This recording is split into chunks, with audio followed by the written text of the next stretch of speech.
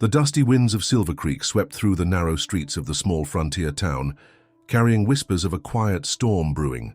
In the heart of the bustling market square, a group of notorious outlaws, known as the Canyon Vultures, lounged at the saloon, their laughter echoing like an ominous prelude.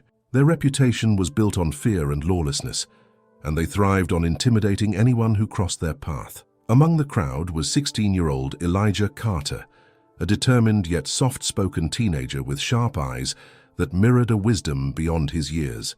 Elijah had just finished gathering supplies for his family when the bandits' leader, a rugged and callous man named Jeb Harlow, spotted him. "Hey, boy," Jeb sneered, his voice slicing through the air like a whip. "You look like you're a bit lost." The words froze Elijah in his tracks, but he kept his gaze steady, knowing better than to show fear. Yet, the tension in the air was palpable, and the townsfolk who had dared to watch quickly averted their eyes. What the bandits didn't know was that Elijah's father, Samuel Carter, was no ordinary man, a decorated former Union soldier with a legendary reputation as a tracker. Samuel had walked away from the violence of war to start a peaceful life with his family, but he had vowed to protect them at any cost, even if it meant resurrecting the skills he had tried to leave behind. As Jeb and his gang encircled Elijah, their laughter growing louder, they had no idea their cruelty would awaken a storm, a reckoning they would never forget. The Canyon Vultures thought they ruled Silver Creek, but they had yet to learn what real power, courage, and justice looked like. Stick around, because this is a story of resilience, revenge, and redemption you won't want to miss. By the end, these bandits will understand one thing: never mess with the wrong family. The sun bore down mercilessly over Silver Creek, turning the dirt roads into a fine haze of dust that clung to everything and everyone. Elijah Carter adjusted the strap of his satchel as he walked toward the family wagon, his mind replaying the sneering faces of the Canyon Vultures. His mother, Lila Carter, had warned him to avoid any trouble in town, but trouble seemed to have a way of finding him today. Jeb Harlow and his gang weren't just any bandits. They were infamous across the frontier for their ruthless tactics. They robbed stagecoaches, terrorized ranchers, and left a trail of destruction wherever they went.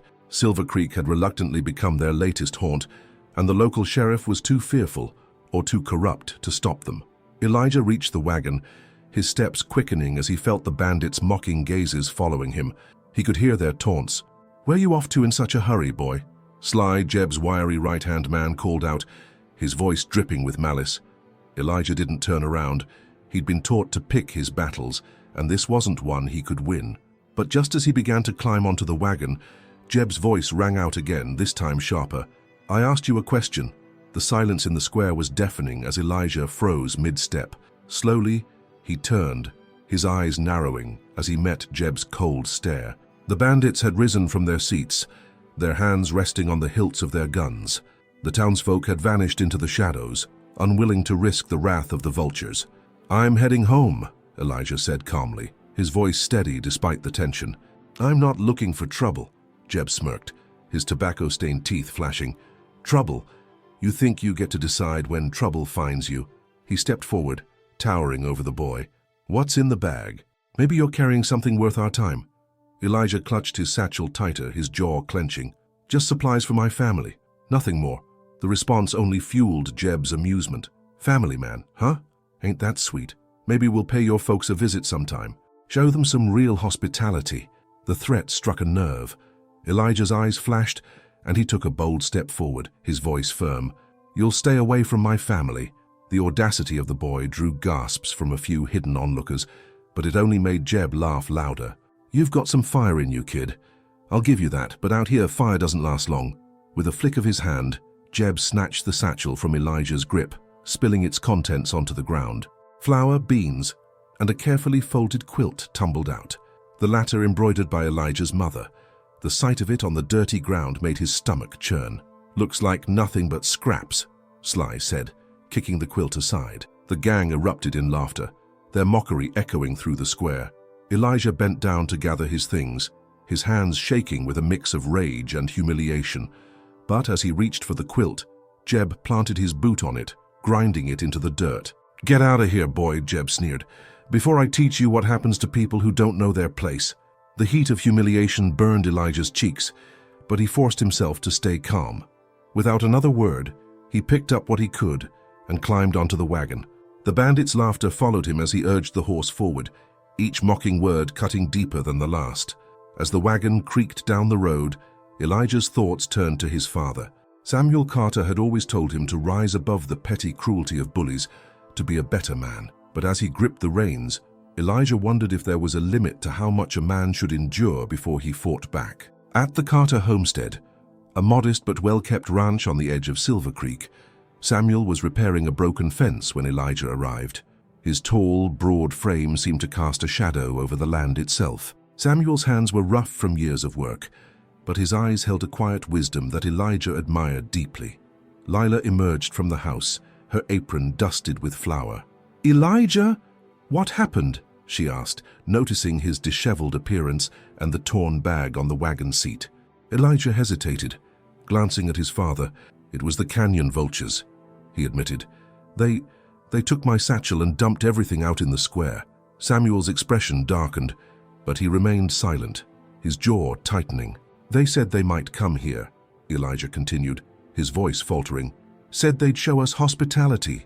Lila's hand flew to her mouth, her eyes wide with fear. "Samuel, we can't let them—" "We won't," Samuel said firmly, his voice steady. He turned to Elijah, placing a hand on his shoulder. "Go inside, son. Your mother and I need to talk." As Elijah disappeared into the house, Samuel exchanged a look with Lila. "They'll regret setting foot on this land," he said quietly. "I've spent years keeping my past buried, but if they force my hand, they'll find out exactly who they're dealing with." Inside the Carter homestead, the air was thick with tension. Lila paced near the kitchen table, wringing her hands, while Samuel stood at the window, his sharp gaze scanning the horizon. Elijah sat silently at the table, replaying the humiliating encounter with the canyon vultures over and over in his mind. "Samuel, we need to leave," Lila said, her voice trembling. "They're ruthless. They'll come back, and next time, it won't just be taunts and threats." Samuel turned, his voice calm but resolute. "Running won't solve anything. If we leave, they'll only follow us, or move on to another family. Standing up to men like this is the only way to stop them." "Stand up to them?" Lila's voice rose in panic. "How, Samuel? With what?" "A rifle against an entire gang." Samuel's face softened as he crossed the room and took Lila's hands in his own. "I promise to protect this family, and I will, but you have to trust me." Elijah watched his parents, his chest tight with frustration. "Maybe if the sheriff won't do a thing," Samuel interrupted, his voice hardening. "He's either too scared or being paid off. This town's law won't protect us. We're on our own."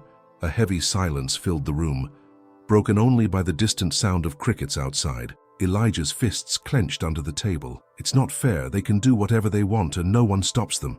Samuel placed a hand on his son's shoulder, his grip firm but comforting. "Fairness doesn't mean much out here, son. But justice, that's something we can fight for. Sometimes you have to show men like Jeb Harlow that they're not as untouchable as they think." The next morning, Samuel saddled up his horse and rode into the nearby hills. He left without a word, but Elijah noticed the way his father moved with a purpose, as though he was preparing for something. Samuel returned late that afternoon, his horse's saddlebags full of supplies, lengths of sturdy rope, sharpened blades, and other tools that Elijah couldn't quite place. "What's all this for?" Elijah asked, his curiosity piqued. Samuel unloaded the supplies without answering directly. "Preparation," he said simply, "in case the vultures come calling." But Samuel wasn't the only one preparing. In town, Jeb Harlow was seething over his encounter with Elijah. He had built his reputation on fear, and the boy's defiance had been a crack in his armor he couldn't ignore. Jeb leaned back in his chair at the saloon, a cigar clenched between his teeth. "Think the kid's old man is going to try something?" Sly asked, lounging nearby. Jeb's lips twisted into a cruel grin. "Oh, I hope he does. I'd love an excuse to show the town what happens when someone crosses the vultures." Sly chuckled. But another gang member, a burly man called Grady, leaned forward. "You sure about this, Jeb?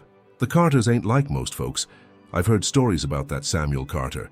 Jeb snorted, blowing a cloud of smoke. "Stories are just that, stories. He's a farmer, same as the rest of them. I'm not about to let some dirt pusher make a fool out of me." Grady didn't press further, but unease flickered across his face. He had been with the vultures long enough to know that underestimating the wrong man could have deadly consequences.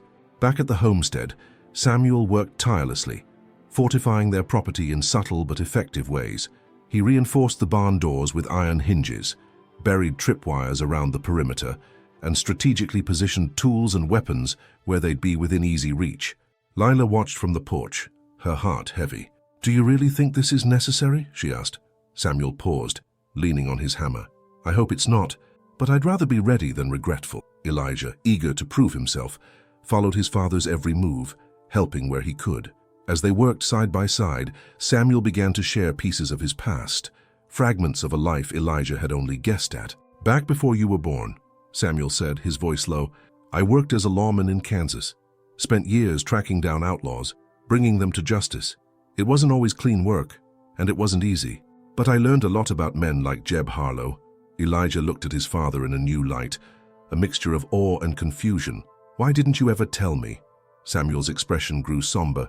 "Because I wanted a different life for you, a peaceful one, but sometimes peace has to be fought for."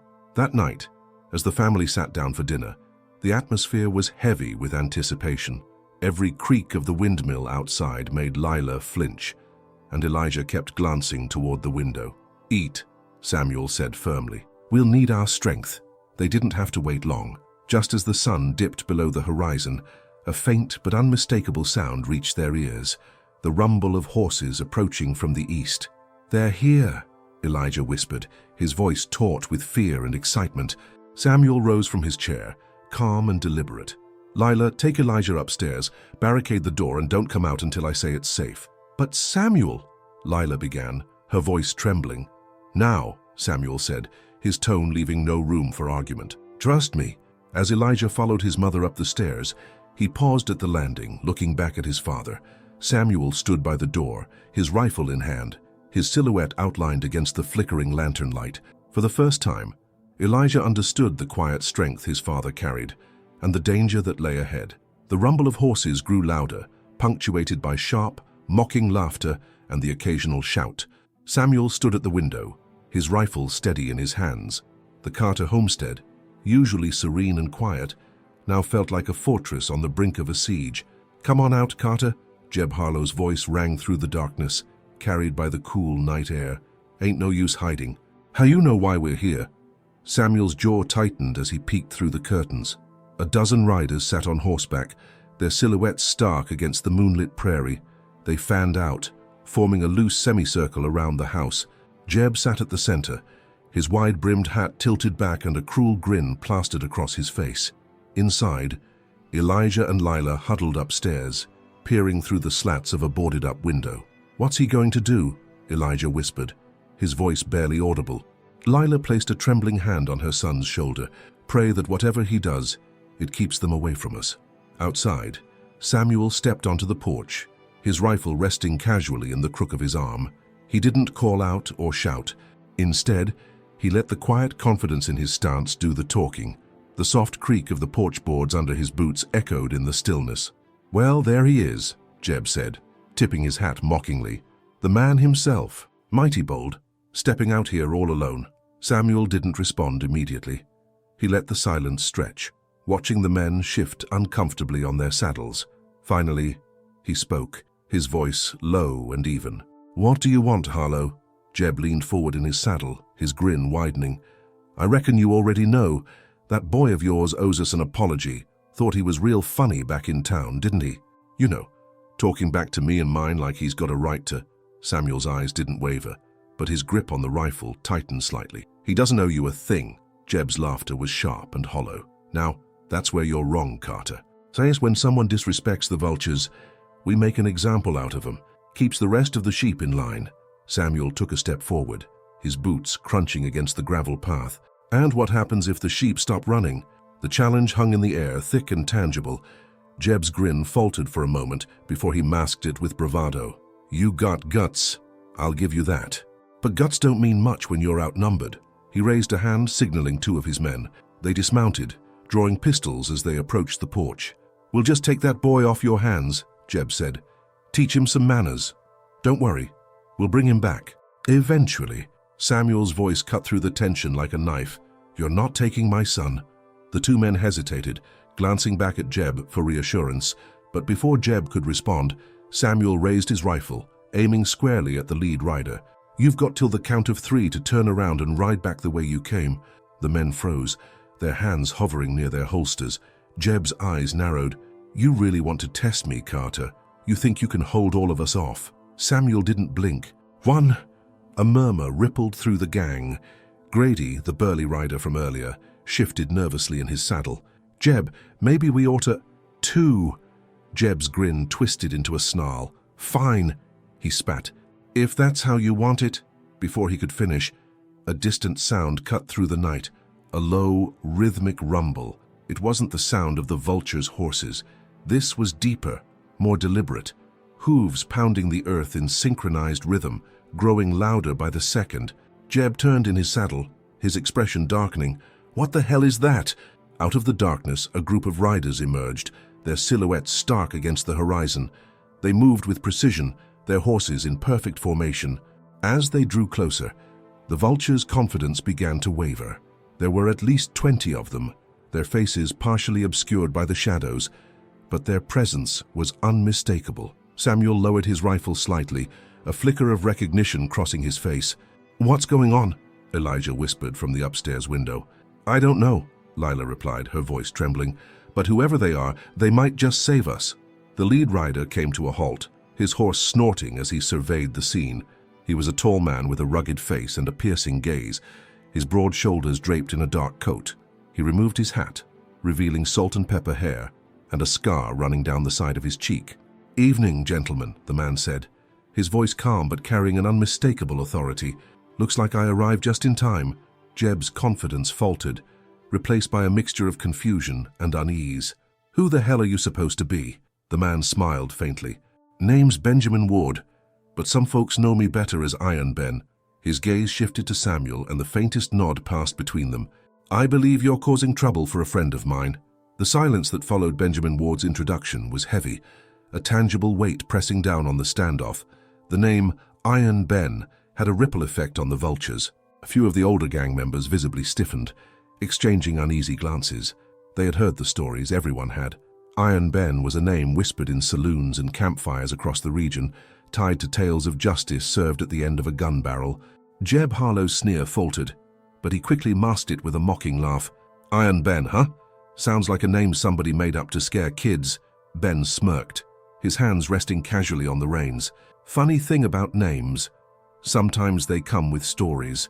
And sometimes those stories are true." Behind him, the riders, Ben's men, sat silent and still, their presence a quiet display of solidarity. Each man carried himself with the poise of someone who'd been through the fire and come out hardened. Their calmness contrasted sharply with the jittery movements of the vultures. From the porch, Samuel stepped forward, his eyes never leaving the gang in front of him. "Ben Chowum," he said, his voice steady but tinged with relief. "Didn't expect you to come all the way out here." Ben nodded slightly. "When I heard what happened, I figured you could use a hand. Can't let folks like these think they can push you around." Jeb's face flushed red. "Push him around? You think you're some kind of hero riding in here, huh? This ain't your fight." Ben's smile faded, his expression hardening. "You made it my fight when you decided to bully a boy who didn't deserve it." The gang shifted uneasily, the tension in the air crackling like a drawn bowstring. Grady, the burly rider, muttered, "Jeb, maybe we should just cut our losses. This ain't looking good." Jeb whipped his head toward Grady, his fury barely restrained. "Shut your mouth. I'm not backing down from some washed-up outlaw with a reputation." Ben tilted his head, his eyes narrowing. "Washed up? That's cute. But let me make something clear, son. If you think my reputation is just a story, you're welcome to test it." Samuel spoke up, his voice cutting through the tension. "You don't need to test anything, Jeb. Take your men and leave. No one needs to get hurt."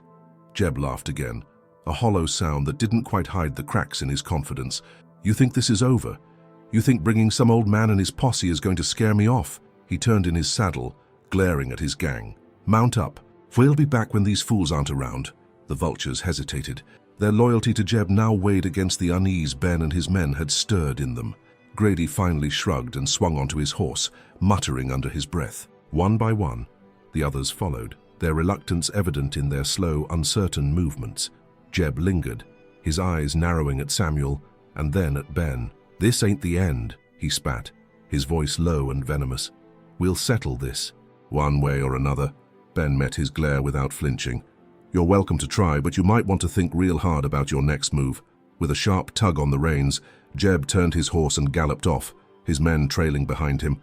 The sound of their departure echoed across the prairie, fading into the night. For a moment, the only sound was the rustle of the wind through the grass. Then Elijah burst out of the house, rushing to his father's side. "Pa, who are they? Why did they leave?" Samuel knelt down, placing a firm hand on his son's shoulder. "They left because bullies always back down when they meet someone stronger." Elijah looked past his father, his eyes wide with curiosity and awe as they landed on Ben. Is he really Iron Ben?" Ben dismounted, his boots crunching against the gravel as he approached. He crouched slightly, meeting Elijah's gaze with a small smile. "That's what some folks call me. But you can just call me Ben." Elijah grinned, the fear from earlier replaced with an almost giddy excitement. "Thank you for helping us." Ben straightened, his gaze shifting to Samuel. "This isn't over, Sam. Jeb's pride won't let him let this go. And with a gang like the Vultures, he's bound to try something dangerous." Samuel nodded, his expression grim. "I figured as much." Ben turned, gesturing to his men. "We'll set up camp nearby. If they come back, we'll be ready." "Why are you helping us?" Lila's voice cut through the stillness. She had emerged from the house, her arms crossed over her chest, her expression a mixture of gratitude and suspicion. Ben met her gaze evenly.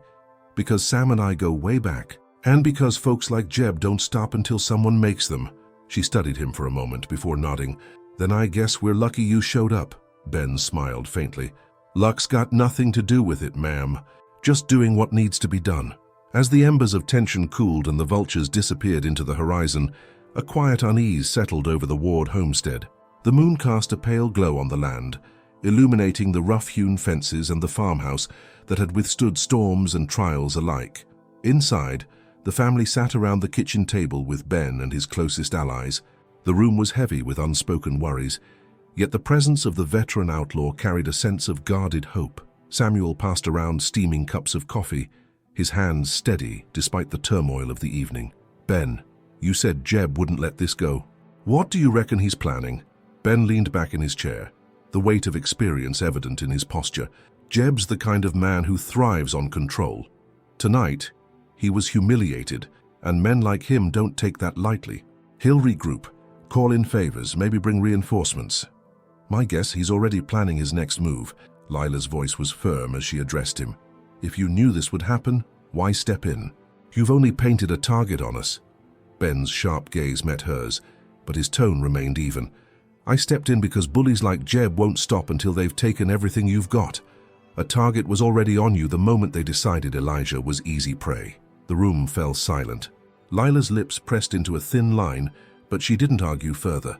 Her worry was palpable, and Elijah's wide eyes darted between the adults, trying to make sense of the grown-up problems now dominating his life. Breaking the silence, one of Ben's men spoke up. His name was Tobias Toby Graves, a wiry sharpshooter known for his steady aim and wry humor. "We're not just up against Jeb, though.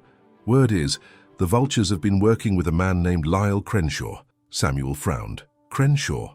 The cattle baron from up north?" "The same," Toby confirmed. "He's got a reputation for using muscle to get what he wants. Land, cattle, loyalty, doesn't matter. If Jeb's got Crenshaw backing him, we're dealing with more than just a gang of ruffians." Lila's breath caught. "Crenshaw's name carries weight in these parts. He's got men, money, and the law in his pocket." Ben's expression darkened. "That changes things. Crenshaw's not just after revenge, he's after control. If he's helping Jeb, it's because he sees value in taking over this land." Samuel sat forward, his jaw tightening. "My land isn't for sale, not to Crenshaw or anyone else." Ben's lips twitched in a faint smile. "I figured you'd say that. That's why we need to act carefully. If this turns into a war, innocent people will get hurt." The conversation was interrupted by a loud knock at the door. Everyone stiffened, hands instinctively moving to weapons. Samuel exchanged a glance with Ben before standing cautiously. He opened the door to reveal a young woman, her face pale and her clothes disheveled. Behind her, the dim light of a lantern illuminated a battered wagon. "Please," she stammered, her voice trembling. "I need help."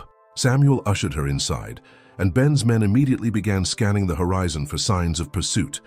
The woman's name was Clara Hastings, and her story spilled out between shaky breaths. She and her husband had been traveling south with a small herd of cattle when the vultures ambushed them. Her husband had fought back but was badly beaten, and the gang had stolen everything: her cattle, her supplies, even her dignity. "They said they'd be back," she whispered, her voice cracking. "Said if I told anyone, they'd come after me and finish the job." Elijah, sitting quietly near the corner, clenched his fists. "That's what they do," he muttered bitterly. "They take everything and leave people scared." Clara's story added a new layer to the already dire situation. The vultures weren't just harassing locals, they were actively expanding their operations, targeting anyone vulnerable enough to fall prey to their schemes. Ben exchanged a grim look with Toby and the other men. "Where's your husband now?" Ben asked.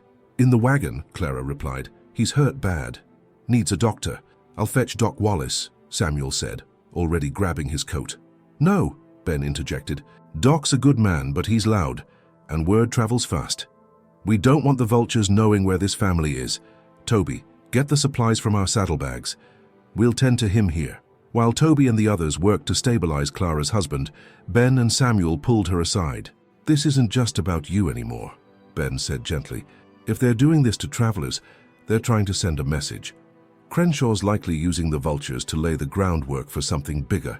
Samuel nodded. "We need to figure out what that is before they tighten their grip on this town." The evening passed with tense conversations and whispered plans. Clara's husband, though battered, would recover. The Wards offered the Hastings family shelter for the night, knowing it would only put more pressure on their already strained household. Later, as the house settled into uneasy quiet, Ben stepped outside.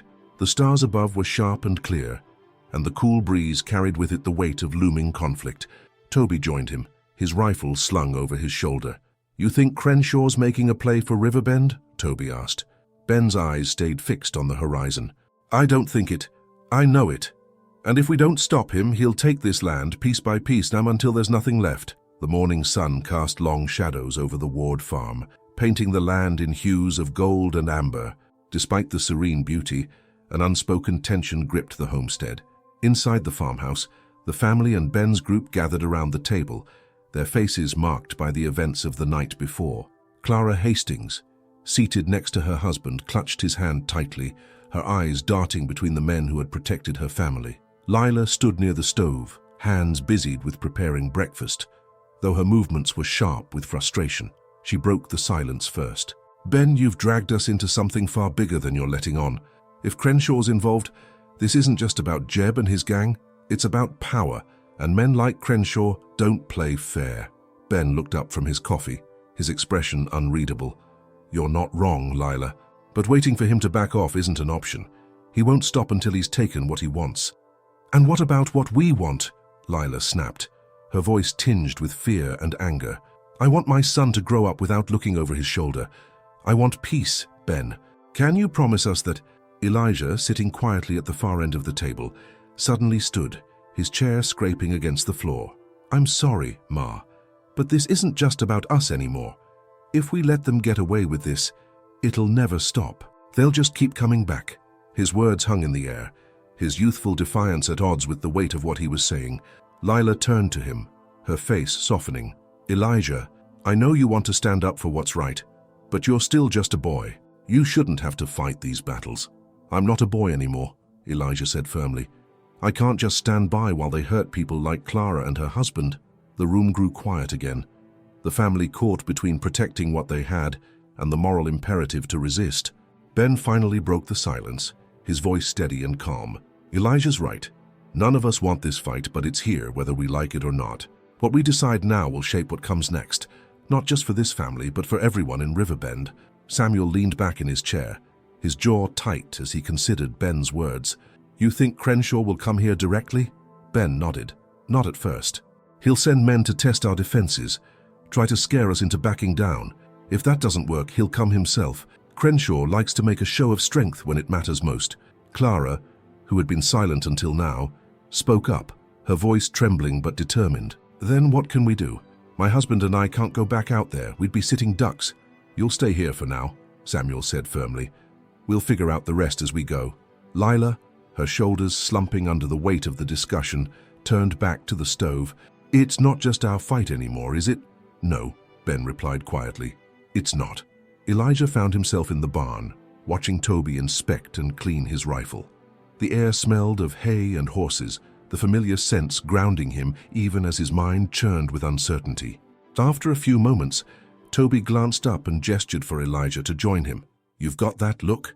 Toby said, grinning slightly. The one that says you're carrying the weight of the world. I don't know if I can do this, Elijah admitted, sitting on a bale of hay. I want to help, but what if I mess up? What if I'm not strong enough? Toby set the rifle aside and leaned forward, his expression uncharacteristically serious. Listen, kid, fear isn't the problem. Everyone's afraid when it comes to standing up to men like Jeb and Crenshaw. The trick is doing what needs to be done anyway. But what if I fail? You will, Toby said bluntly, earning a surprised look from Elijah. Everyone does, sooner or later. The important part is what you do after. Do you get back up? Do you learn from it? That's what makes a man. Elijah absorbed the words, his youthful bravado tempered by the honesty of the conversation. Did you ever fail? Toby chuckled. More times than I can count, but here I am, still standing. The two sat in silence for a moment, the barn's quiet punctuated by the occasional snort from the horses. It was a moment of calm amidst the storm, a chance for Elijah to find his footing. Back in the farmhouse, Lila and Samuel prepared dinner, while Ben and his men reviewed maps of the surrounding area, strategizing for the inevitable confrontation. The tension between Lila and Ben simmered beneath the surface, their unspoken fears creating a fragile truce. At the table, Clara approached Lila, her voice low. I know you're worried about your son, I'd be too, but he's strong, Lila, stronger than you think. Lila's hands stilled as she turned to Clara. I just want him to have a chance at a normal life, not one filled with fear and violence. Clara nodded, her expression empathetic. That's what we're all fighting for, isn't it? A chance to live without fear. Maybe this is his way of helping to make that happen. Lila's eyes shimmered with unshed tears, but she nodded. Maybe you're right. The group gathered around the table as the meal was served, their conversations quieter but no less determined. The bonds between them were solidifying, forged in the heat of shared struggle. Outside, the distant sound of hoofbeats broke the quiet, a chilling reminder that the vultures and their new allies were never far away. The quiet hum of the evening was shattered by the sound of hoofbeats echoing in the distance. Ben's hand shot up to silence the group gathered at the dinner table. Everyone froze, ears straining to pick up the sound. It's coming from the west, Ben said in a low voice, his expression sharpening. He stood, motioning for Toby and Samuel to follow him outside. Lila grabbed Elijah's arm, pulling him close. Stay here, she whispered. Clara and her husband exchanged nervous glances, clutching their hands together as if silently praying for safety. Ben and the others stepped onto the porch, rifles in hand, scanning the horizon. The moon cast a pale glow over the surrounding fields, creating long shadows that seemed to stretch endlessly. The hoofbeats grew louder, and soon, the silhouette of a lone rider emerged from the darkness. Hold, Ben instructed. He raised his rifle slightly, his eyes narrowing. Might be one of ours. The rider slowed as they approached the farmhouse, raising their hands to show they were unarmed.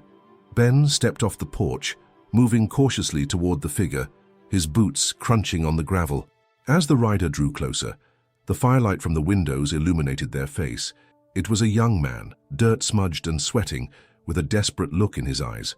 He pulled his horse to a stop and leaned forward in the saddle. Ben Carter, the man asked, his voice breathless.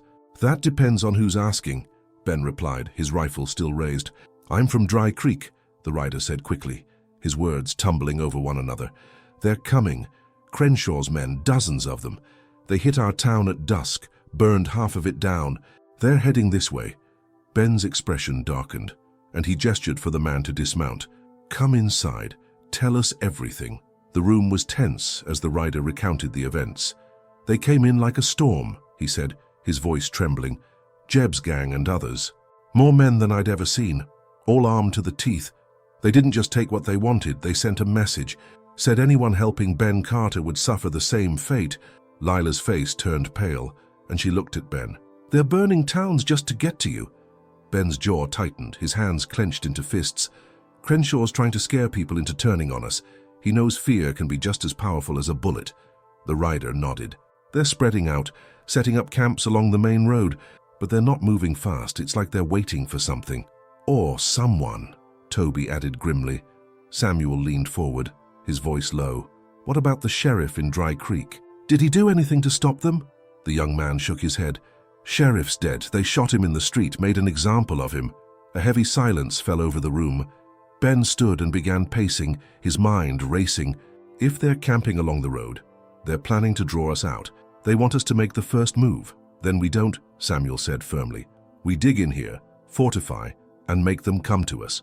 Ben stopped pacing and turned to Samuel. That's what they want too. If we're boxed in, they'll burn us out just like Dry Creek. Then what do we do? Lila asked, her voice trembling. Ben glanced around the room, his gaze lingering on each person. We play this smart. Crenshaw's men are big, loud, and overconfident. That's their weakness. We use the terrain to our advantage. Pick them off in smaller groups before they can gather their full force. After the rider had been fed and given a place to rest, the group convened in the barn to finalize their plans. Ben spread a map of the area on a makeshift table, pointing to key locations. They'll expect us to defend the farmhouse, he said, his finger circling the property, so we won't. We'll set traps along the western road and draw them into an ambush here. He pointed to a narrow pass lined with rocky cliffs. It's the perfect choke point. Limited visibility. No easy escape. Won't they see that coming? Toby asked, leaning over the map. They're too used to charging in and overwhelming their enemies, Ben replied. They'll assume they have the upper hand. Samuel crossed his arms. What about their camps? They're bound to have sentries. We'll need a diversion, Ben said, looking at Toby. Something to keep them occupied while we set up the ambush. Toby grinned. I've got just the thing. As the plans took shape, Elijah stepped outside to clear his head. The moon was high now, casting its silver light over the fields. He wandered to the edge of the property, where the land sloped down toward the woods. That's when he saw it, a flicker of movement at the tree line. He froze, his heart pounding. Squinting, he could make out the figure of a man standing just beyond the shadows. The man was tall, dressed in dark clothing and watching the farmhouse intently. Elijah, Lila's voice called softly from behind him, startling him. He turned to see her approaching, but when he looked back toward the trees, the figure was gone. What is it? Lila asked, concern etched on her face. I thought I saw someone, Elijah said, pointing to the woods. Lila frowned, her eyes scanning the tree line. Come inside.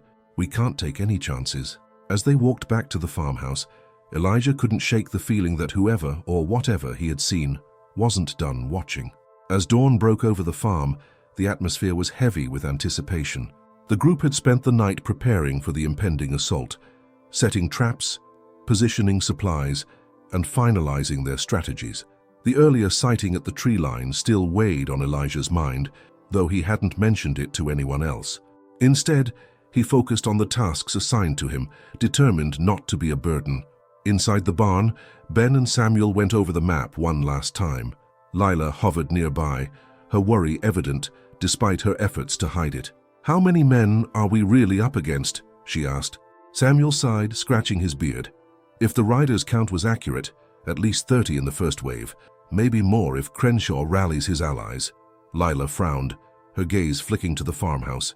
And we're just supposed to trust that our traps and ambushes will be enough. Ben placed a reassuring hand on her shoulder. It's not just the traps, Lila. It's us. We know this land better than they ever will. That gives us an edge. She nodded, but remained unconvinced. And what about the boy? He's just a kid, Ben. He shouldn't even be here.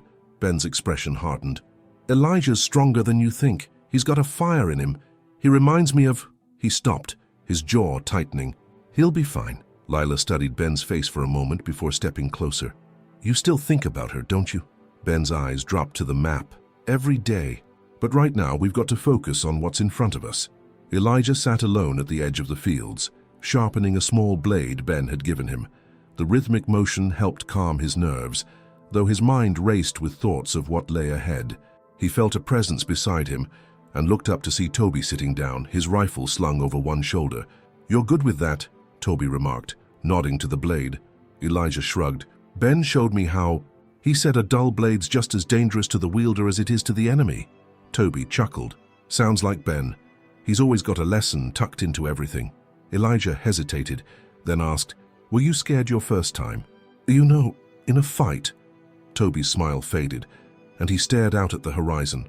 "Terrified," he admitted. "But I learned quick that fear doesn't mean you're weak. It just means you're human. The trick is not letting it stop you."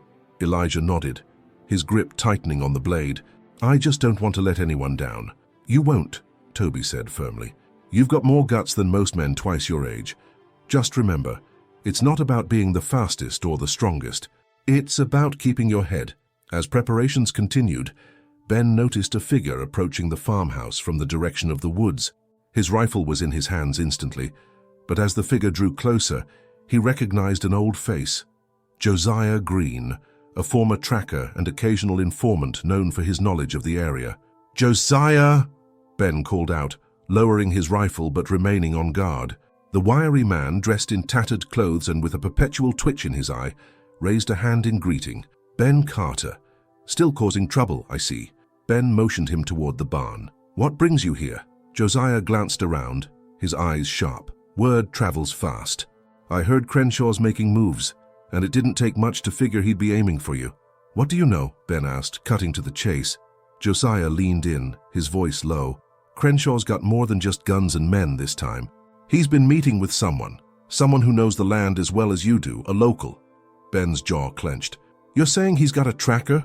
"Not just any tracker," Josiah said grimly. "Matthew Granger. The best there is."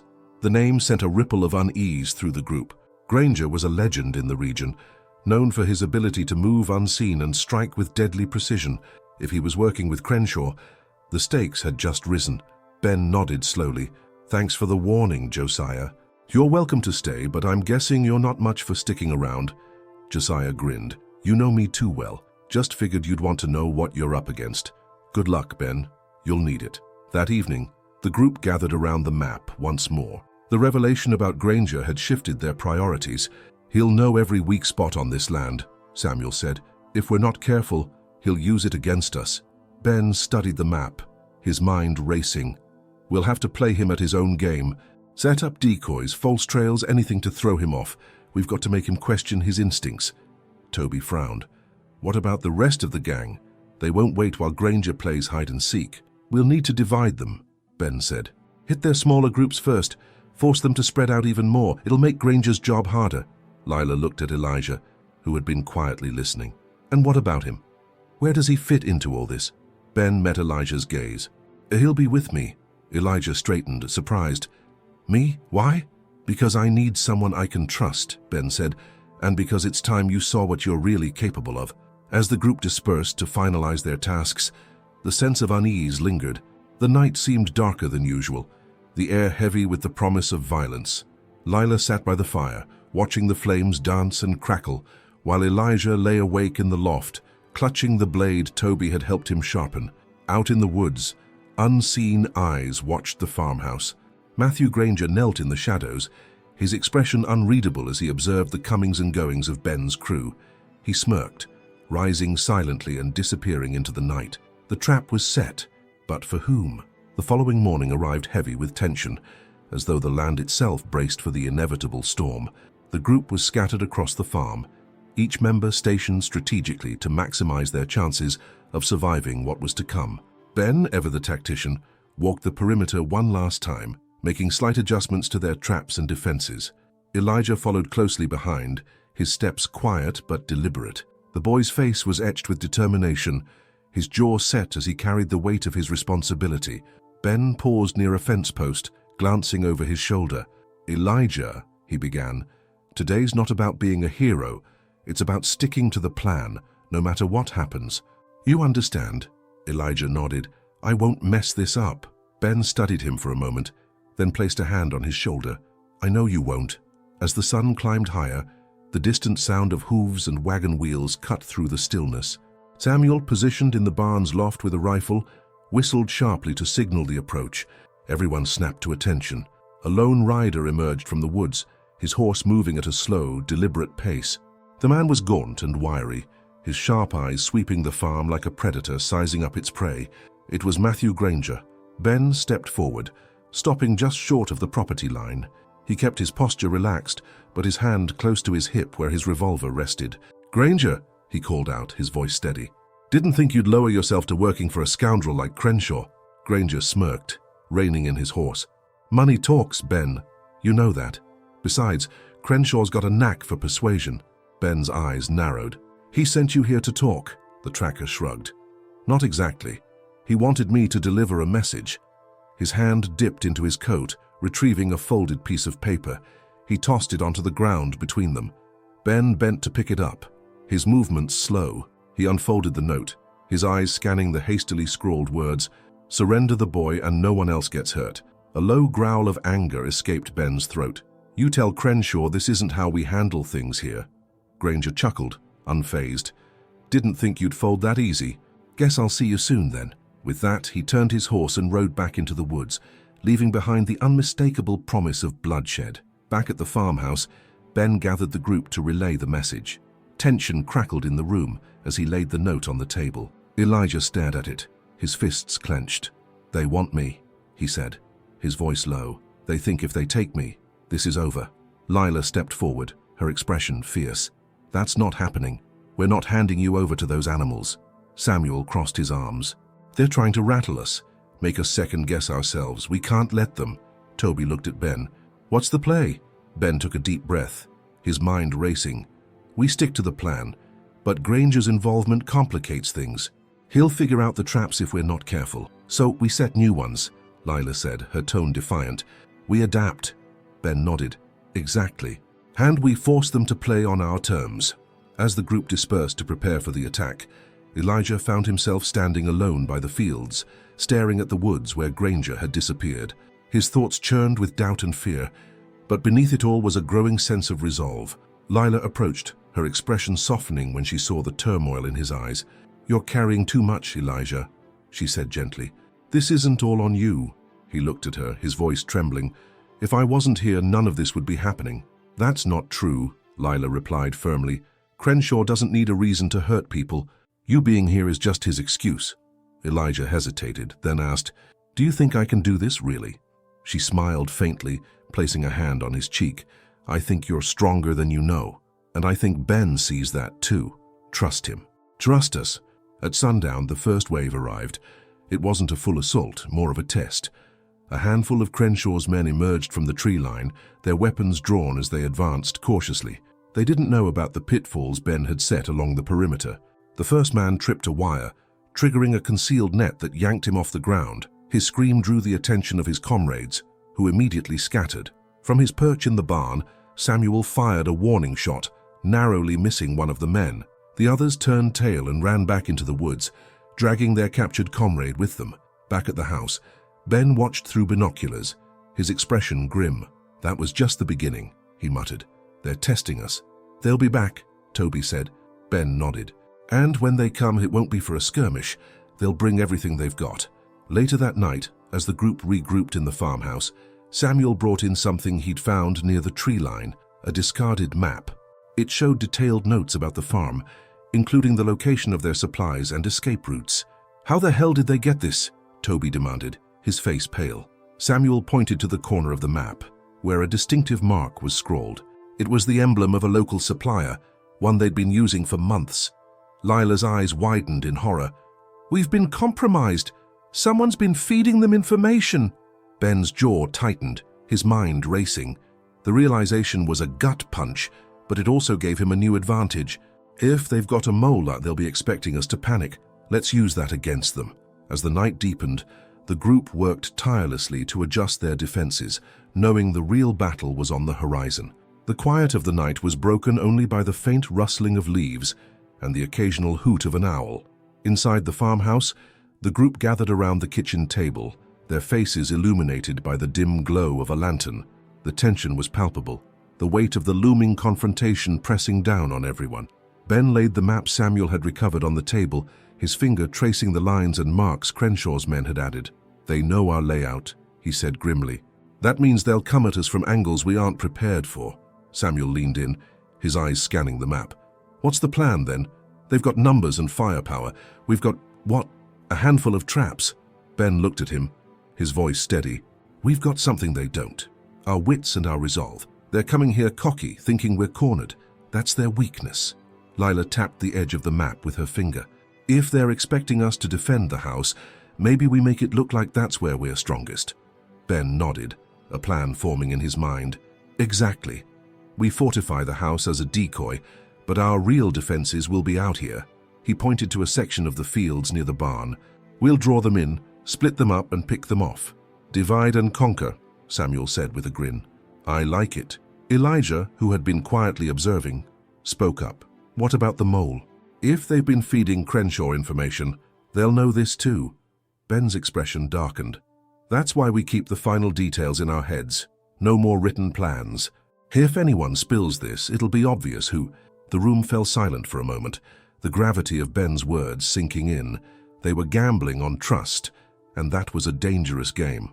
The next morning, the group worked tirelessly to set up their new defenses. False fortifications were built around the house, stacks of crates and barrels arranged to look like cover.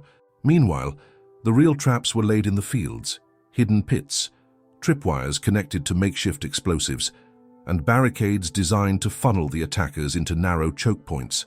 Lila worked alongside Elijah to rig the barn with additional surprises. She handed him a spool of wire, her expression serious. This triggers the last line of defense. If they make it this far, we're out of options. Elijah hesitated, the weight of the responsibility clear in his eyes. Do you think we can win this? Lila placed a reassuring hand on his shoulder. It's not just about winning, Elijah. It's about standing up for what's right. No matter what happens, you've already proven you're stronger than they'll ever be. As the sun dipped below the horizon, the sound of approaching horses and wagons reached their ears. The group took their positions, hearts pounding as they awaited the inevitable. Crenshaw's men arrived in force. Dozens of riders emerged from the tree line, their silhouettes dark against the fading light. At the center of the group rode Crenshaw himself, his expression twisted with cruel anticipation. Beside him was Granger, his sharp eyes scanning the farmhouse. Crenshaw raised a hand, signaling his men to stop. He called out, his voice booming across the open field. Ben Harper, I know you're in there. You've got one last chance to hand over the boy and walk away with your lives. From his position behind the barn, Ben gripped his rifle tightly. You'll get nothing from us, Crenshaw. Turn back while you still can. Crenshaw chuckled, shaking his head. I was hoping you'd say that. Boys, tear it down. With a wave of his hand, the attack began. Riders charged forward, guns blazing as they aimed for the farmhouse. The decoy defenses took the brunt of the assault, the crates and barrels exploding into splinters under the barrage. As Crenshaw's men closed in, Ben gave the signal. Hidden tripwires were triggered, setting off a series of small explosions that threw dirt and debris into the air. Several riders were thrown from their horses, chaos erupting in their ranks. Samuel, perched in the barn's loft, picked off attackers with deadly precision, his rifle crackling in the night. Lila and Elijah worked in tandem, guiding the attackers into the fields where more traps awaited. Crenshaw, still at the tree line, barked orders, trying to regain control. Push through, they're just farmers. But his men hesitated, their confidence shaken by the unexpected resistance. Granger, watching the chaos unfold, suddenly dismounted his horse. He moved toward the farmhouse, his gaze sharp and calculating. Ben spotted him and climbed down from his position to intercept. As they met in the shadow of the house, Granger smirked. Didn't think you'd last this long, Harper, but you know how this ends. Ben raised his rifle. Not if I have anything to say about it. Granger's smirk widened. You're good, Ben, I'll give you that, but you've got a rat in your midst. Before Ben could respond, a figure stepped out of the shadows behind him. It was one of the farmhands, someone Ben had taken in months ago, never suspecting they could be disloyal. The farmhand raised a pistol, aiming it squarely at Ben.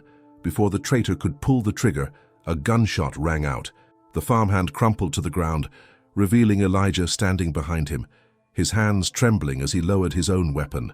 Ben stared at the boy in shock, then nodded in gratitude. Good work, Elijah. Granger, now alone, raised his hands in mock surrender. Looks like the kid's got some fight in him. More than you ever will, Ben said, before knocking Granger out with the butt of his rifle. As the battle continued to rage around them, Ben and Elijah returned to their positions. Crenshaw's forces were regrouping for another push, and the stakes had never been higher. "Stay sharp," Ben told the group. "This isn't over yet." The stage was now set for the final confrontation, a battle that would determine the fate of the farm and the lives of everyone involved. The chaos of the battlefield had reached a fever pitch. Crenshaw's men, battered and bloodied from the traps and counterattacks, pressed forward with desperation. The faint flicker of lanterns and the glow of distant fires painted the night in ominous shades of red and orange. Each sound, the crack of a rifle, the frantic shout of an attacker, the sharp report of a trap springing to life, added to the cacophony. Inside the barn, Ben regrouped with Lila, Samuel, and Elijah. Their faces were streaked with dirt and sweat, but their eyes burned with determination. "They're regrouping near the eastern field," Lila said, pointing toward a gap in the traps. "If they break through there, they'll reach the barn." Ben nodded grimly. "We hold the line here. This barn is the last thing standing between them and the house. They can't get through." Samuel loaded another round into his rifle, his hands steady despite the tension. "We'll make our stand here, then. They think they've seen everything we've got, but they don't know what's waiting for them." Elijah looked between the group, his voice shaking but resolute. "What's the plan if we can't stop them?" Ben placed a firm hand on his shoulder. "We will stop them, Elijah. But if they do get through, you and Lila take the others and fall back to the woods. I'll stay behind and buy you time." Lila's eyes narrowed. "We're not leaving you, Ben." Ben's voice softened, but his tone left no room for argument. "We all have our roles to play. Trust me to play mine." From his vantage point at the tree line, Crenshaw surveyed the field. His men were regrouping, bolstered by the reinforcements he'd held in reserve. He growled orders to his lieutenants. "Push through the eastern gap. Take the barn. Once we've got it, the rest of them will fold." His words were met with grim nods. Despite the losses, the promise of victory drove them forward. Crenshaw mounted his horse, a cruel smile spreading across his face. "This is the end for them. Show no mercy." The first wave of attackers surged toward the barn. Samuel took aim from the loft, his rifle picking off the leaders of the charge. Each shot rang out with precision, but the tide kept coming. Lila, stationed near the entrance, unleashed a volley from her shotgun, forcing the attackers to scatter and regroup. Elijah, armed with a smaller rifle, stayed close to Ben. His hands trembled as he fired into the advancing crowd, each shot accompanied by a whispered prayer. "Stay focused," Ben urged, reloading his own weapon. "We've got this." Suddenly, a deafening explosion rocked the field as one of the hidden traps detonated. Flames and smoke engulfed a section of the attackers, throwing them into disarray. Crenshaw, still at the rear, cursed loudly. "Cowards, keep moving, they're out of tricks." The barn itself became a fortress. As the attackers closed in, Samuel descended from the loft, joining the others near the entrance. The group fought side by side, their unity and coordination keeping the attackers at bay. But the relentless assault was taking its toll. Ammunition was running low, and the barricades were beginning to give way. Lila glanced at Ben, her voice tight with urgency. "We can't hold this forever." Ben's eyes darted around the barn, calculating their next move. His gaze landed on the dynamite they'd stored earlier, a last resort. He turned to Samuel. "Think you can rig that to blow, but give us enough time to get clear." Samuel's lips curved into a grim smile. "You bet I can." Sensing that his men were faltering, Crenshaw spurred his horse forward, leading a second wave of attackers himself. He shouted commands, rallying his men for one final push. As he approached the barn, he called out to Ben, "This is your last chance, Harper. Surrender, and I'll let the boy live. Resist, and I'll bury you all." Ben stepped out of the barn, his rifle in hand. His voice carried over the din of battle. "You've already lost, Crenshaw. You just don't know it yet." Crenshaw sneered, raising his pistol. Big words for a dead man. Before he could fire, Samuel detonated another trap, engulfing Crenshaw's position in smoke and debris. The horse reared, throwing Crenshaw to the ground. His men hesitated, unsure whether to advance or retreat. Crenshaw struggled to his feet, his face twisted with rage. He grabbed a discarded rifle and advanced toward the barn on foot, his focus locked on Ben. Inside, Samuel finished rigging the dynamite. He handed the fuse to Ben. "It's set. Light it, and we've got 30 seconds to clear out." Ben nodded, his grip tightening on the fuse. "Get everyone to the woods." Lila and Elijah began ushering the others out, but Ben stayed behind, his eyes fixed on the approaching Crenshaw. "You're not walking out of here, Harper!" Crenshaw roared. "I'll see you burn with this place." Ben stood his ground, the fuse in one hand and his rifle in the other. He waited until Crenshaw was within range before speaking. "You underestimated us, Crenshaw. That was your first mistake. Your second was thinking fear could beat resolve." With that, Ben lit the fuse and turned T, running for the back exit. As Ben cleared the barn, the dynamite detonated, engulfing the structure in a massive fireball.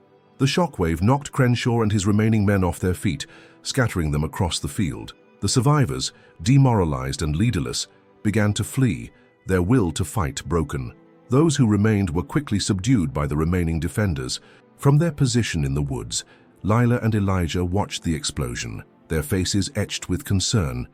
Relief washed over them as Ben emerged from the smoke, battered but alive. The battle was over, but the scars of the night would linger. Crenshaw's reign of terror had been ended, but at great cost. The group regrouped, their victory tempered by the weight of what they had endured. The battlefield was eerily quiet after the explosion. Smoke drifted lazily into the night sky, and the faint glow of the burning barn cast long, flickering shadows across the field. For a moment, it seemed as if the night itself was holding its breath, waiting to see what would come next. Ben stumbled out of the smoke, coughing and clutching his side where a piece of debris had grazed him. His clothes were singed, and his face was streaked with soot, but his eyes burned with the fire of survival. Behind him, the remnants of Crenshaw's gang were scattering, their morale shattered. Those who hadn't fled were either captured or incapacitated, lying groaning in the dirt. From the woods, Lila, Elijah, and the others emerged cautiously, their weapons still at the ready. The sight of Ben standing tall amidst the wreckage brought a collective sigh of relief. "Ben!" Lila called, running to him. Her voice cracked with emotion as she reached his side. "You're alive." "Of course," Ben said with a faint grin, though his voice was hoarse. "Takes more than Crenshaw to take me down." But the moment of relief was short-lived. From the direction of the blast, a figure emerged, limping but unbowed. Crenshaw. His face was bloodied, his coat scorched, and one arm hung limp at his side, but his eyes burned with unbridled hatred. In his good hand, he gripped a revolver. The metal gleamed under the firelight, and its barrel was pointed directly at Ben. "This isn't over," Crenshaw rasped, his voice dripping with venom. "You think you've won? I'll show you what victory costs." Lila stepped in front of Ben, her own weapon raised. "Put it down, Crenshaw. It's over." Crenshaw laughed, a sound filled with bitterness and defiance. "You don't get it, do you? Men like me don't lose. If I go down, I'll take as many of you with me as I can." Before anyone could react, Crenshaw fired. The shot rang out, echoing across the field. Time seemed to slow as the group froze, watching the bullet's path, but the shot never found its mark. A second crack split the air, and Crenshaw staggered backward, the revolver falling from his hand. A thin trickle of blood appeared on his shoulder as he dropped to his knees, his strength finally giving out. Standing a short distance away, rifle in hand, was Elijah. His hands trembled, and his face was pale, but his eyes were steady. "I told you to stay away," Elijah said, his voice barely above a whisper. His aim remained locked on Crenshaw, though the bandit leader was no longer a threat. The silence that followed was deafening. Even Crenshaw seemed stunned, his defiance drained as he slumped to the ground, clutching his shoulder. Ben approached slowly, motioning for Lila to stay back. He crouched in front of Crenshaw, looking him in the eye. "It's over. Crenshaw, call off your men, if there are any left, and maybe we'll let you walk out of here alive." Crenshaw chuckled weakly, shaking his head. "You think this ends with me? There'll always be more. Men like me, we don't disappear." Ben's expression hardened. "Maybe not. But tonight, this town starts taking its life back." As if on cue, the sound of horses and boots reached them. Sheriff Tanner and a group of deputies emerged from the darkness, rifles at the ready. They had been held at bay earlier in the night, but the explosion and the sight of fleeing bandits had drawn them to the scene. Tanner took in the wreckage and the defeated Crenshaw with a grim nod. "Looks like you folks did most of the work for us. Make sure it counts," Ben said, standing. He gestured to Crenshaw. "This one's yours now." The deputies approached cautiously, binding Crenshaw's hands as he spat curses under his breath. For all his bravado, the once feared leader looked small and broken now, his empire in ruins. The hours that followed were a blur of activity. The remaining bandits were rounded up, the wounded tended to, and the fires extinguished. The townsfolk emerged from their homes, gathering near the barn's smoldering remains to survey the aftermath. Ben addressed the crowd, his voice strong despite his exhaustion. "This isn't just a victory for us. It's a new beginning. We stood together tonight, and we proved that this town belongs to us, not to them." The crowd erupted in cheers, a sound filled with relief, gratitude, and hope. For the first time in years, they felt the weight of fear lifting from their shoulders. As the crowd dispersed, Ben found himself alone with Lila and Elijah. The boy stood a little taller now, his rifle slung across his shoulder. "You did good out there, Elijah," Ben said, his tone warm. "You saved lives tonight." Elijah nodded, his expression thoughtful. I couldn't let him hurt anyone else." "You didn't just stop him," Lila added, placing a hand on Elijah's shoulder.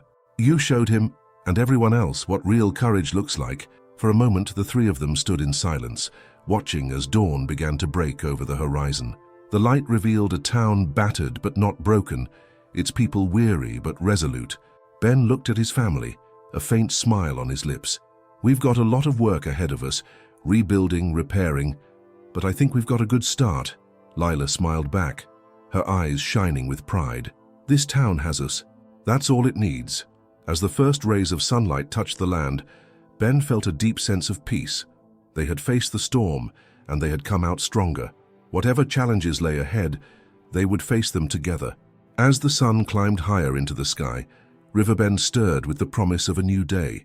The events of the night before were still fresh in everyone's minds, but for the first time in years, the air felt lighter, as if the weight of oppression had finally been lifted. Ben stood on the porch of his home, the wooden planks creaking softly beneath his boots.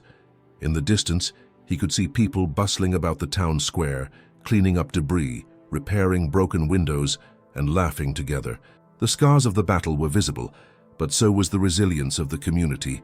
This was more than a victory, it was a rebirth. Lila stepped out onto the porch, holding 2 mugs of steaming coffee. She handed one to Ben, her eyes scanning the town. "They're rebuilding already," she said, her voice tinged with pride. Ben nodded, sipping his coffee. "They've been waiting for this moment for a long time. We gave them a reason to believe again." Elijah appeared a moment later, his rifle slung across his back. He looked older somehow, as though the events of the night had forced him to grow up overnight. "Morning," he said, his voice steady but quiet. Ben turned to him with a faint smile. "Morning. You sleep." "Some," Elijah admitted. He leaned against the railing, gazing at the town. "Do you think they'll come back? Crenshaw's men, I mean." Ben's expression grew serious. "It's possible, but if they do, they'll find a town ready to fight back. And they'll know we won't let them win." Elijah nodded slowly, the weight of those words settling on his shoulders. "Good. I don't want anyone else to go through what we did." As the three of them stood in comfortable silence, Sheriff Tanner rode up the dirt road toward the house. Dismounting, he tipped his hat to the family. "Morning, folks." "Tanner," Ben greeted, extending a hand. The sheriff shook it firmly. "I wanted to thank you for everything. Without you, this town would have stayed under Crenshaw's thumb." "It wasn't just me," Ben said, glancing at Lila and Elijah. "It was all of us. The whole town stood up last night." Tanner smiled, his face weathered but kind. "Still, someone had to lead the charge. And you did that. Crenshaw and his men are in custody, and we're working with nearby towns to make sure his network is dismantled for good." "That's a relief," Lila said, her shoulders visibly relaxing. "But what about the rest of the gang? The ones who ran?" "They'll think twice before coming back," Tanner assured them. "And if they do, we'll be ready." Later that day, the town held a gathering in the square. People of all ages came together to celebrate their newfound freedom and honor the bravery of those who had fought to protect it. Tom, the store owner, stood on a makeshift stage, his voice steady as he addressed the crowd. "We've been through a lot," he said, his eyes sweeping over the gathered faces. "But last night we proved that this town belongs to us, not to them. And it's all thanks to the people who stood up when it mattered most." The crowd erupted in cheers, their voices echoing off the nearby hills. Ben felt a twinge of embarrassment as all eyes turned to him, but he nodded humbly in acknowledgement. "Let's hear it for Ben, Lila, Elijah, and everyone who fought for Riverbend," Tom called. Elijah glanced at his father, his cheeks flushed. "Didn't expect to be a hero," he muttered. Ben chuckled, clapping a hand on his son's shoulder. "Heroes don't expect it, son. They just do what needs to be done." As the festivities continued, people approached Ben and his family, thanking them, sharing stories, and offering their support. There was laughter, tears, and a sense of unity that hadn't been felt in years. Lila pulled Ben aside at one point, her expression thoughtful. "You know, this town owes you more than they'll ever be able to repay." Ben shook his head. "They don't owe me anything. I did what anyone would do for their home and their family." "Well," Lila said with a sly smile, "it's a good thing we're staying then, because it looks like you're stuck being their hero." Ben laughed, the sound genuine and unburdened. "I suppose I can live with that." As the sun began to set, casting the town in a warm golden glow, Ben stood on the stage to address the crowd one final time. "This isn't the end of our fight," he said, his voice carrying over the square. "There will always be challenges, and there will always be people who want to take what we've built. But we've shown that when we stand together, there's nothing we can't overcome." The crowd cheered, their applause thunderous. "And remember," Ben continued, his tone softening, "this victory isn't just ours. It's for every town, every family, and every person who's ever had to stand up to something bigger than themselves. Let's make sure they know they're not alone." As the applause swelled, Ben stepped back, feeling a profound sense of purpose. With the fires extinguished and the town's spirit reignited, the people of Riverbend were ready to face whatever came next. Ben, Lila, and Elijah stood together, a family forged stronger by adversity, watching as their town began to heal. Stories like this remind us of the power of unity and resilience. If you found inspiration in Riverbend's story, subscribe to our channel for more tales of courage and triumph. Share this story with someone who could use a reminder that no challenge is insurmountable when people come together. And as always, stay tuned for the next chapter of courage and hope. The screen fades to black, leaving the viewer with a sense of closure and anticipation for the next story.